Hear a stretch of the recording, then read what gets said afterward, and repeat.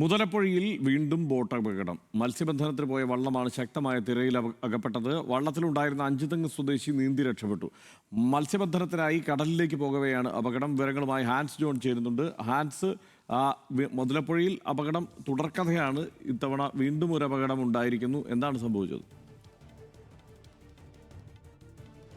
ഹർഷൻ, ഇന്ന് രാവിലെ 6:30 കടലിലേക്ക് മത്സ്യബന്ധനത്തിന് പോയ വള്ളമാണ് ഈ ശക്തമായ തിരയിൽ അപകടത്തിൽപ്പെട്ടത്. ഇത്തരത്തിൽ രാവിലെ 6:30 കടലിലേക്ക് പോവുകയായിരുന്നു. ആ സമയത്ത് ഈ പുഴയിൽ വെച്ചിട്ട് ഇത്തരത്തിൽ ശക്തമായ ഈ കടൽ അല്ലെങ്കിൽ തിര ഉണ്ടാവുകയും അതിനെ തുടർന്ന് വള്ളം മറിയുകയുമായിരുന്നു. ഇതിൽ വള്ളത്തിൽ ഒരു തൊഴിലാളി മാത്രമാണ് ഉണ്ടായിരുന്നത്. അഞ്ചുതങ്കി സ്വദേശിയായിട്ടുള്ള ഔസേ പാൻഡനെ, അദ്ദേഹം മാത്രമാണ് ആ സമയത്ത് വള്ളത്തിലുണ്ടായിരുന്നത്. വള്ളത്തിൽ നിന്ന് അദ്ദേഹം നേരെ കടലിലേക്ക് വീണു. ഭാഗ്യത്തിന് കാര്യമായ പരിക്കുകളൊന്നും തന്നെ അദ്ദേഹത്തിന് പറ്റിയില്ല. ഒപ്പം തന്നെ നീന്തി രക്ഷപ്പെടാനും സാധിച്ചു.